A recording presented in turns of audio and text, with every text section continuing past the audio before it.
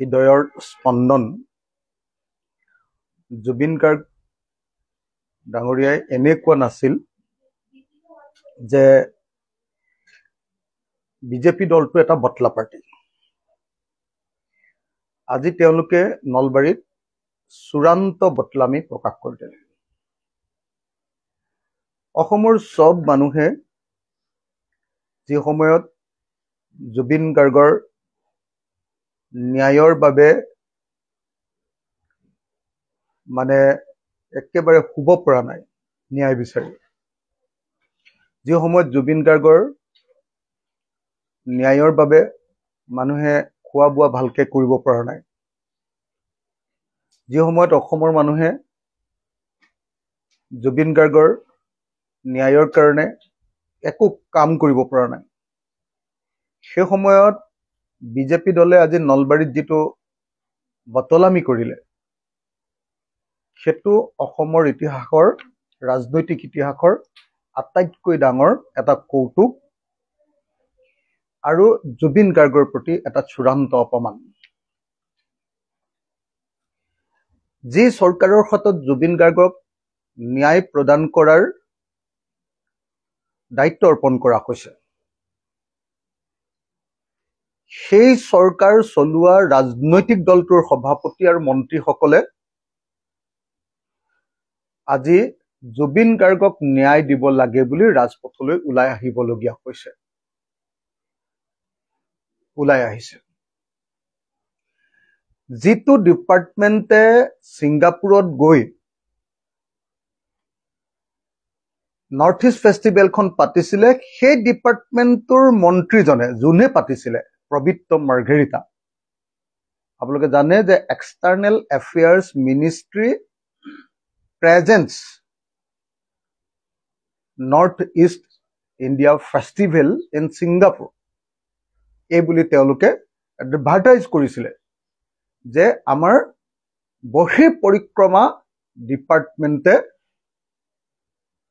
আচলতে ছিংগাপুৰত north East festival পাতিছে আৰু নৰ্থ ইষ্ট ফেষ্টিভেল পাতিবলৈ লৈ গৈছে আমাৰ মৰমৰ জুবিন গাৰ্গক, আৰু জুবিন গাৰ্গক তেওঁলোকে ষ্টেট গেষ্টটো কৰা নাই, নেশ্যনেল গেষ্টটো কৰা নাই আৰু নিৰাপত্তাও প্ৰদান কৰা নাই, আৰু তেওঁলোকে জুবিন গাৰ্গক তাত মাৰিছে, নিৰাপত্তা প্ৰদান নকৰি মাৰিছে। মাৰি এতিয়া সেই নিৰাপত্তা প্ৰদান নকৰি যে মাৰিলে, সেই নিৰাপত্তা প্ৰদান নকৰা ডিপাৰ্টমেণ্টটোৰ মন্ত্ৰী প্ৰবীত্ৰ মাৰ্ঘেৰিটা তেওঁ আহি এতিয়া আন্দোলন কৰিছে যে জুবিন গাৰ্গৰ ন্যায় লাগে। মইতো ভাবো যে জুবিন গাৰ্গৰ ন্যায় বিচৰা আন্দোলনৰ এটা প্ৰধান দাবী হ'ব লাগে যে প্ৰবীত্ৰ মাৰ্ঘেৰিটাক গ্ৰেপ্তাৰ কৰিব লাগে। প্ৰবীত্ৰ মাৰ্ঘেৰিটাৰ ডিপাৰ্টমেণ্টটো প্ৰত্যক্ষ বা পৰোক্ষভাৱে জুবিন গাৰ্গৰ মৃত্যুৰ কাৰণে জগৰীয়া, কাৰণ এক্সটাৰ্নেল এফেয়াৰ্ছ মিনিষ্ট্ৰীয়ে নৰ্থ ইষ্ট ফেষ্টিভেল পাতিছিল আৰু সেই এক্সটাৰ্নেল এফেয়াৰ্ছ মিনিষ্টাৰ এজন হ'ল অসমৰ ৰাজ্যিক মন্ত্ৰী প্ৰবীত্ৰ মাৰ্ঘেৰিটা।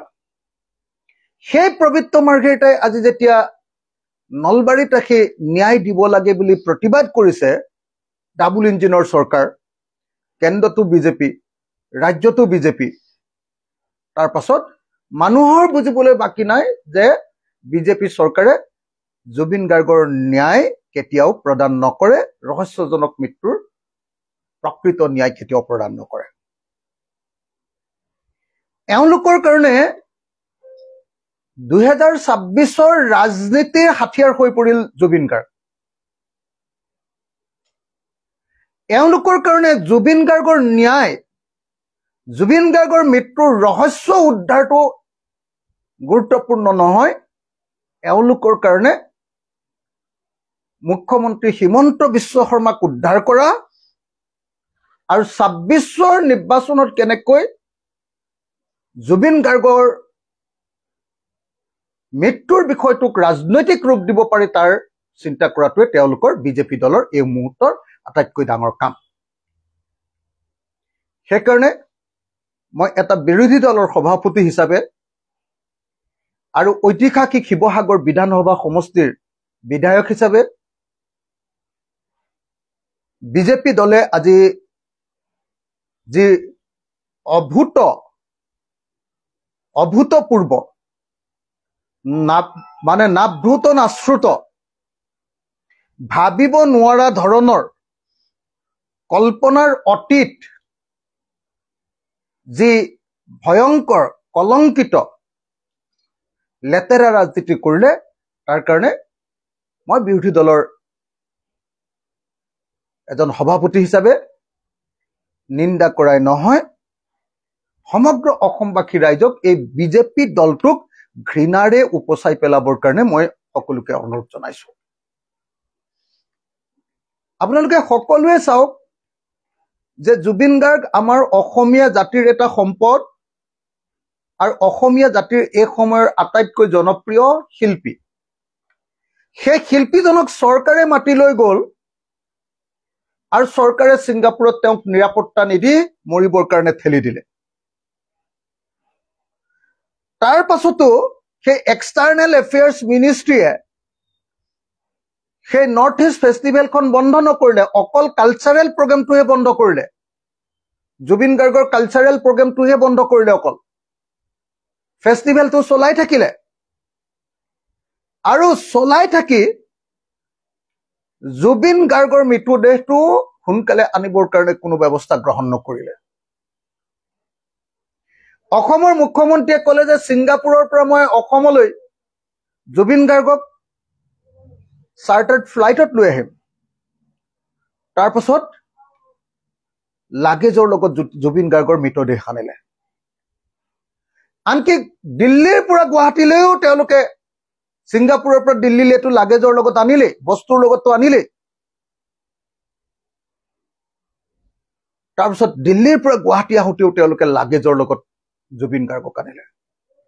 অসমীয়া জাতিৰ আটাইতকৈ জনপ্ৰিয় এটা যুগৰ প্ৰতিনিধি জুবিন গাৰ্গক তেওঁলোকে লাগেজৰ লগত লৈ আহিলে। শেষ শ্ৰদ্ধাঞ্জলি যি সময়ত জনাব লাগে তেওঁলোকে লাগেজ বস্তু বাহানিৰ লগত লৈ আহিলে। আশ্চৰ্যজনক। যিকেইজন মানুহৰ কাৰণে মৃত্যু ঘটিলে, সিদ্ধাৰ্থ শৰ্মা, সন্দীপন গাৰ্গ, এইকেইজনক লগ পায়ো দিল্লী বিমানবন্দৰত গ্ৰেপ্তাৰ নকৰি তেওঁলোকক পলুৱাই পঠিয়ালে। যাৰ কাৰণে প্ৰত্যক্ষভাৱে এজন জগৰীয়া মানুহ আপোনাৰ শ্যামকানু মহন্তক তাৰ পাছতো 19 ছেপ্টেম্বৰত মৃত্যু হোৱাৰ পাছত 6 অক্টোবৰত তেওঁ পূজা চূজা খাই পুলিচৰ ওচৰত এবাৰ দেখা দিবা বুলি এই চৰকাৰে নিমন্ত্ৰণ জনালে। তাৰপিছত অসমৰ মানুহে হাল্লা কৰাৰ পাছতে অলপ সোনকালে চাৰেণ্ডাৰ কৰি দিলে। চাৰেণ্ডাৰহে কৰিছে, এওঁলোকেতো ধৰা নাই। আপোনালোকে নিজে চাওক। তাৰ পাছত জুবিন গাৰ্গক যেতিয়া আনিলে, অনাৰ পাছত আপোনালোকে এটাকে চাওক, প্ৰথম দিনা যেতিয়া সৰু সজাই ষ্টেডিয়ামত ৰাখিছে কেনেকুৱা বিশৃংখল অৱস্থাত ৰাখিছিলে, প্ৰতিবাদ কৰিবলগীয়া হৈছিলে মানুহে। তাৰপিছত অসমৰ মানুহে ক'লে যে তেওঁ ব্ৰহ্মপুত্ৰৰ কিনাৰত থাকিম বুলি কৈছিলে, ব্ৰহ্মপুত্ৰ নদীত তেওঁক উটুৱাই দিবলৈ কৈছিলে, গতিকে লুইতৰ পাৰত জুবিন গাৰ্গক ঠাই দিব লাগে। দিলেনে? তাৰপিছত তেওঁলোকে যেতিয়া সোণাপুৰত দিম বুলি ক'লে, 10 বিঘা মাটি দিম বুলি ক'লে, এতিয়া 10 বিঘা মাটি দিলেনে? আপোনালোকে নিজে গৈ এবাৰ সোণাপুৰত চাই আহক, বিজেপি চৰকাৰে 10 বিঘা মাটি দিলেনে?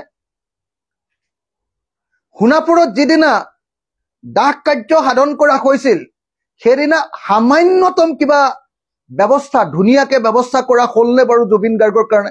মানুহৰ সেইদিনা কেনেকুৱা আল্লাই আথানি আপোনালোকে নিজে চাওক, কোনো ব্যৱস্থা নাই। তাৰপিছত নিজেই আপোনালোকে চাওক যে এই চৰকাৰে কৈছিলে যে ৰাষ্ট্ৰীয় মৰ্যাদাৰে জুবিন গাৰ্গক আমি বিদায় দিম। ৰাষ্ট্ৰীয় মৰ্যাদাৰে জুবিন গাৰ্গক বিদায় দিলে নে নাই?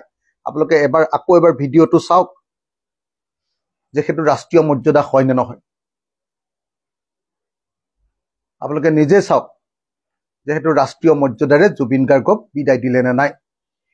এই চৰকাৰে প্ৰতি পলে পলে, প্ৰতি মুহূৰ্ততে জুবিন গাৰ্গৰ প্ৰতি, মৃত জুবিন গাৰ্গৰ প্ৰতি অপমান কৰি আহিছে। তেওঁলোকে চাৰিওফালে হুলস্থুল লগাই দিছে যে বেলেগে ৰাজনীতি কৰিছে জুবিন গাৰ্গক লৈ। আমি দেখিছো যে কোনো ৰাজনৈতিক দলে জুবিন গাৰ্গক লৈ ৰাজনীতি কৰা নাই। ৰাজনীতি অকল কেৱল আৰু কেৱল বিজেপি দলে কৰিছে। আনকি অসম গণ পৰিষদকো আমি ৰাজনীতি কৰা দেখা নাই। বিজেপিৰ লগত থকা অসম গণ পৰিষদকো আমি ৰাজনীতি কৰা দেখা নাছিলো। ৰাজনীতি কৰিছে জুবিন গাৰ্গৰ মৃত্যুক লৈ কেৱল আৰু কেৱল ৰাজনীতি কৰিছে বিজেপি দলে, বিজেপি চৰকাৰে, হিমন্ত বিশ্ব শৰ্মাই। চাৰিওফালে যেতিয়া প্ৰতিবাদ উঠিছে, জুবিন গাৰ্গৰ পত্নীয়ে যেতিয়া ক'বলগীয়া হৈছে যে এমাহ হৈ গ'ল এতিয়ালৈকে মই মৃত্যুৰ কোনো ৰহস্যই গম নাপালো, জাষ্টিছ ফৰ জুবিন গাৰ্গ বুলি যেতিয়া তেওঁ লিখিবলগীয়া হ'ল, কান্দিবলগীয়া হ'ল, ৰাতি ৰাতি গৈ যেতিয়া জুবিন ক্ষেত্ৰত গৈ যেতিয়া জুবিন গাৰ্গৰ পত্নী আৰু ভণ্টিয়ে যেতিয়া কান্দিবলগীয়া হ'ল, চাৰিওফালে অসমৰ মানুহে যেতিয়া বিজেপি চৰকাৰক ঘৃণাৰে উপচাই পেলালে যে আমাৰ আটাইতকৈ মৰমৰ শিল্পীজনৰ প্ৰতি তোমালোকে দায়িত্ব পালন কৰা নাই, তেতিয়া বিষয়টোক বিপথে পৰিচালিত কৰিবৰ কাৰণে বিজেপিয়ে এতিয়া কি কৰিছে? এতিয়া তেওঁলোকে বিজেপিয়ে নিজেই ন্যায় বিচৰাৰ আন্দোলন কৰি এটা কৌতুক ৰচনা কৰিছে। কৌতুক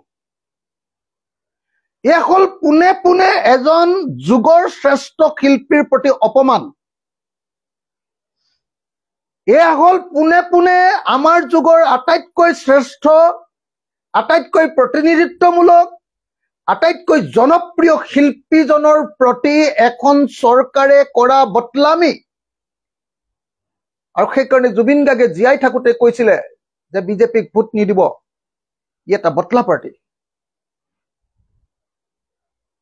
সঁচাকৈ বিজেপিয়ে মৃত্যুৰ পাছতো জুবিন গাৰ্গৰ সেই কথাটোকে প্ৰমাণ কৰিলে যে বিজেপি এটা বদলা পাৰ্টি। ই মৃতদেহক লৈও বদলামি কৰিবলৈ নেৰে। ইয়াৰ কাৰণে মৃতদেহো শিল্পী এজনৰ, যুগশ্ৰেষ্ঠ শিল্পী এজনৰ মৃত্যুৰ ঘটনাওতো এওঁলোকৰ কাৰণে কেৱল আৰু কেৱল ভোট গোটোৱাৰ আহিলা। সেইকাৰণে আমি এই দুৰ্ভাগ্যজনক সত্যক, আজি নলবাৰীত হোৱা যিটো দুৰ্ভাগ্যজনক সত্য যে অসমৰ ৰাজনৈতিক ইতিহাসৰ আটাইতকৈ নিকৃষ্ট ঘটনা,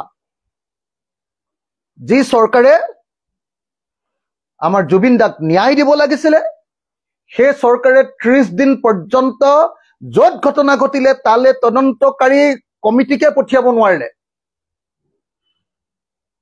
ন্যায় দিয়াটো বাদেই দিয়ক, ৰিজাল্ট এটা ওলোৱাৰ কথাটো বাদেই দিয়ক, য'ত ঘটনা ঘটিছে 1 মাহ পুৰ খোৱাৰ দিনালৈকে যাবই নোৱাৰিলে, 32 দিনৰ দিনাহে গৈ পাইছেগে। আৰু গৈ পাইতো কোনো কামেই নাই।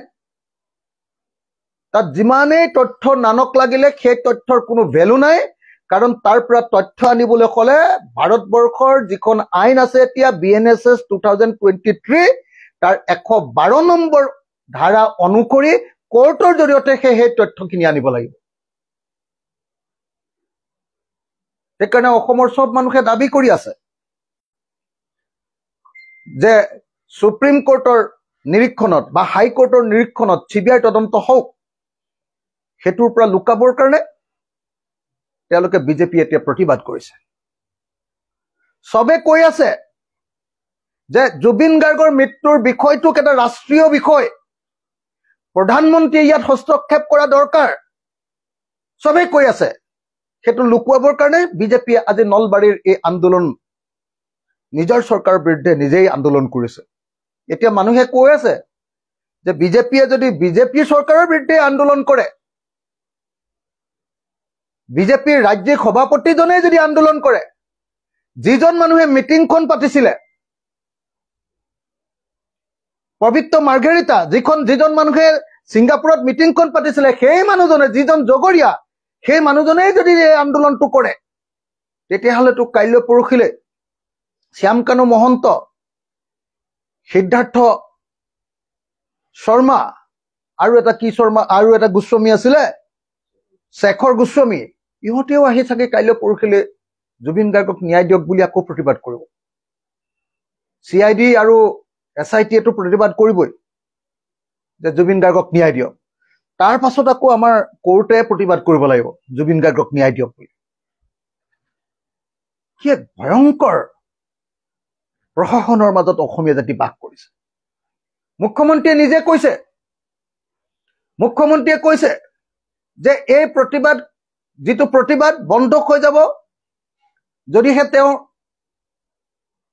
50% বন্ধ হৈ যাব যদিহে তেওঁ পদত্যাগ কৰে। আৰু কৈছে যে গৌৰৱ গগৈ যদি মানে মুখ্যমন্ত্ৰী হয় তেতিয়াহ'লে একেবাৰে প্ৰতিবাদটো বন্ধ হৈ হ'ব। তাৰমানে মুখ্যমন্ত্ৰীয়ে একদম পোনে পোনে স্বীকাৰ কৰি ল'লে যে জুবিন গাৰ্গৰ মৃত্যুৰ পাছত অসমৰ 100% মানুহে এই বিজেপি দল আৰু চৰকাৰ আৰু মুখ্যমন্ত্ৰী হিমন্ত বিশ্ব শৰ্মাৰ প্ৰতি অনাস্থা প্ৰকাশ কৰিছে। 50+50 100%। 100জন মানুহৰ ভিতৰত 100জন মানুহে এতিয়া হিমন্ত বিশ্ব শৰ্মাৰ পদত্যাগ আৰু তাৰ বিপৰীতে বেলেগ এজন মানুহক মুখ্যমন্ত্ৰী পতাটো বিচাৰিছে বুলি হিমন্ত বিশ্ব শৰ্মাই অলপ আগতে কালিৰ দিনটোত একদম পোনপটীয়াকৈ ঘোষণা কৰি দিলে। গতিকে মই ভাবো যে এই মুহূৰ্তত যদি জুবিন গাৰ্গে ন্যায় পাব লাগে, জুবিনদাৰ ন্যায় পাবলৈ হ'লে হিমন্ত বিশ্ব শৰ্মাই সঁচাকৈ পদত্যাগ কৰিব লাগিব।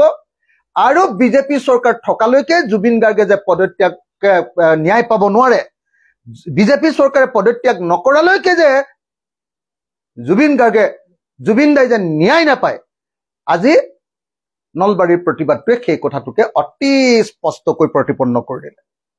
মই অসমৰ সকলো সচেতন, সকলো সংবেদনশীল, সকলো সেন্সিটিভ, সকলো ৰেচনেল বিবেচক প্ৰত্যেকজন নাগৰিকক আহ্বান জনাওঁ যে আহক আমি সকলোৱে এই বিজেপি চৰকাৰখনক ঘৃণাৰে উপচাই পেলাওঁ, যাৰ জুবিন গাৰ্গৰ মৃত্যুৰ কাৰণে যি চৰকাৰখন আচলতে জগৰীয়া। আজি তেওঁলোকে প্ৰচাৰ কৰিছে, বিজেপিৰ ৰাজ্যিক সভাপতিজনে কৈছে যে নলবাৰীত 1 লাখ মানুহ গোট খালে, জয়ন্ত মল্ল বৰুৱাই কৈছে যে 70,000। আমি তাৰ জনগণৰ পৰা জানিব পাৰিছো যে আজি মানুহ গোট খাইছে খুব বেছি 3,500 4,000 মানুহ। 3,500 4,000 মানুহ, সব মন্ত্ৰী মুদাগৰ, চেন্ট্ৰেল মিনিষ্টাৰৰ পৰা একদম ষ্টেট মিনিষ্টাৰলৈকে, বিজেপিৰ সভাপতিৰ পৰা সবলৈকে গৈছে। তাৰপাছত 3,500 মানুহ গোট খাইছে, 4,000 মানুহ, খুব বেছি হলে 4,000 মানুহ। 4,000 মানুহ গোটাবহে পাৰিলে কাৰণ অসমৰ মানুহে তেওঁলোকৰ চৰিত্ৰ বুজি উঠিছে। নলবাৰী মানুহে স্পষ্টকৈ কৈছে যে এনেকুৱা প্ৰশাসনত আমি যাব নোৱাৰো, নলবাৰীৰ তাৰ স্থানীয় নাগৰিক নাই, দূৰৰ পৰা মানুহ ভাড়া কৰি আনিবলগীয়া পৰিস্থিতি হৈছে।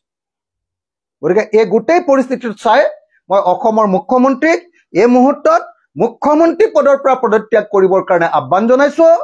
তেওঁৰ পদত্যাগে শেষ উপায়, নহলে কিন্তু মুখ্যমন্ত্ৰীৰ শেষ ৰাজনৈতিক অৱস্থাটো খুব বেয়া হ'ব। গতিকে মুখ্যমন্ত্ৰী হিমন্ত বিশ্ব শৰ্মাক মই আজি পদত্যাগ কৰিবৰ কাৰণে দাবী উত্থাপন কৰিলো।